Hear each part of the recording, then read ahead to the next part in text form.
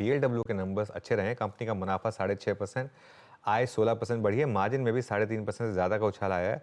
बात करते हैं इस पर। हमारे साथ सोना BLW के ग्रुप CFO रोहित नंदा जुड़ गए हैं। रोहित जी, गुड मॉर्निंग और बहुत बहुत शुक्रिया आज हमारे साथ जुड़ने के लिए। और मोमेंटम काफ़ी अच्छा है आपका, 9 मंथ के रेवेन्यू 19% ऊपर हैं और ऑर्डर बुक भी आपकी काफ़ी शानदार रही है। तो पहले बात करते हैं इस ऑर्डर बुक की जो आपके पास है, करीब करीब 22,000 करोड़ की ऑर्डर बुक का। इसमें से कितना आप एग्जीक्यूट करेंगे FY24 और FY25 में? नमस्कार अनुज जी। सो ऑर्डर बुक का हम जनरली इस तरह से ईयर वाइज ब्रेकअप नहीं देते हैं, पर अगर एक ब्रॉड लेवल पे देखा जाए तो जितने भी बड़े ऑर्डर्स हैं उसका कस्टमर के हिसाब से वो सभी ऑर्डर मोस्टली FY26 तक प्रोडक्शन में आ जाएंगे। सो जो 24,000 करोड़ की ऑर्डर बुक है हमारी अभी एंड ऑफ दिसंबर में, इसमें जितने बड़े ऑर्डर्स हैं वो जनरली प्रोडक्शन में चले जाएंगे फाइनेंशियल ईयर 26 तक। इलेक्ट्रिक व्हीकल्स ने कितना ड्राइव किया आपके नंबर्स को और यहाँ पर आगे जाते हुए क्या व्यू बन रहा है? अनुज जी, हम रेवेन्यू गाइडेंस नहीं देते हैं, बट अगर आप जनरली हिस्टोरिकली देखेंगे 10 से 15 साल में हमारी कंपनी ने 25% CAGR के ऊपर ग्रो किया है। और ऑर्डर बुक को देखते हुए वो ग्रोथ मेंटेनेबल होनी चाहिए आने वाले कुछ सालों में।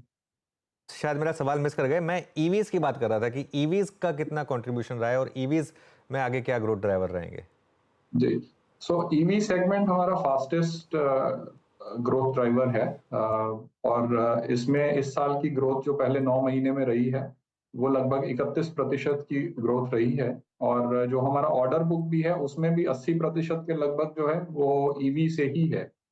तो ईवी जो है आने वाले समय में भी हमारे लिए की ग्रोथ ड्राइवर बना रहेगा, और हमें उम्मीद है कि larger part of our growth जो है वो ईवी सेगमेंट से आएगा। ओके रोहित जी, एक और चीज़ है, आपने जो अपनी मार्जिन की जो ट्रेजेक्ट्री है उसको बदला है। 28% जो गाइडेंस दी है, जो कि करीब करीब 25 से 27% पहले परसिस्ट करती थी। इसकी रीजनिंग क्या है, कहाँ से आपको कंफर्ट मिल रहा है? आई थिंक ये मार्जिन एक्सपेंशन का स्कोप कैसे बढ़ा है?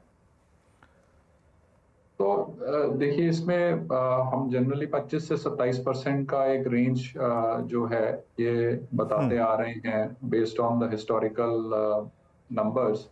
लेकिन अभी पिछले कुछ क्वार्टर्स में ये जो है higher end of the margin में रह रहा था, इनफैक्ट उसके बियॉन्ड ही आ रहा था। तो अभी जो डिसइंफ्लेशनरी एनवायरनमेंट जो पिछले साल भर में चीजों की कीमतें थोड़ी घटी हैं, फ्रेट वगैरह में भी थोड़ी गिरावट आई है पिछले एक साल भर में, वो सबको देखते हुए हमको लग रहा है कि आने वाले कुछ क्वार्टर्स में 28% का मार्जिन मेंटेनेबल होना चाहिए। उसी के बेसिस पे ही हमने इसको चेंज करके अभी इस बार गाइडेंस में 28% की बात की है। ओके अच्छा सर, ये बताइए जो अप्रॉक्सीमेटली अभी आपका टोटल रेवेन्यू मिक्स में 28% ईवी का कंट्रीब्यूशन है, इस वक्त ईवी पे जिस प्रकार से ऑटो कंपनियां कैपिटलाइज कर रही हैं, फिर जो भी ग्लोबल स्थिति है, ये आपके टोटल रेवेन्यू में by the end of next fiscal, I mean CY25 के एंड तक कितना कंट्रीब्यूट करेगा? और एक और चीज़ है, क्या ईवी में प्राइसिंग जो एग्रेसिव है वो आपके इस आई थिंक मार्जिन की ट्रेजेक्ट्री को 28% पे लेके आएगी या फिर फर्दर इंप्रूव करेगी? इस बात की पॉसिबिलिटी है because of that increase contribution from EV in total revenue mix? थोड़ा इस तरह से बताना मुश्किल है, लेकिन ओवरऑल जैसे हमारा ऑर्डर बुक है उसके हिसाब से हमको लगता है कि ये मार्जिन इसी रेंज में ही रहना चाहिए। हमको इसको और ज्यादा बढ़ता हुआ भी नहीं दिखता है और बहुत ज्यादा घटता हुआ भी नहीं दिखता है। इसमें जो आप प्राइसिंग की बात कर रहे हैं वो प्राइसिंग आई थिंक रीसेंट पास में हमने देखी है, बट हमको ऐसा लगता है कि लॉन्ग टर्म में ये अग्रेसिव प्राइसिंग स्पेशली ज्यादा इंडिया में हो रहा है, ये लॉन्ग टर्म में मेंटेनेबल नहीं होगा। इसलिए वापस से आई थिंक प्राइसिंग जो है वो थोड़े एक सेम लेवल पे आनी चाहिए over let's say medium term. Rohit ji, बहुत बहुत शुक्रिया हमारे साथ जुड़ने के लिए और आपको ऑल द बेस्ट। और शानदार नंबर्स आपके और स्टॉक भी आपका मार्केट ने आपको रिवॉर्ड किया इसके लिए। Thank you so much. Thank you Anuj. चलिए आगे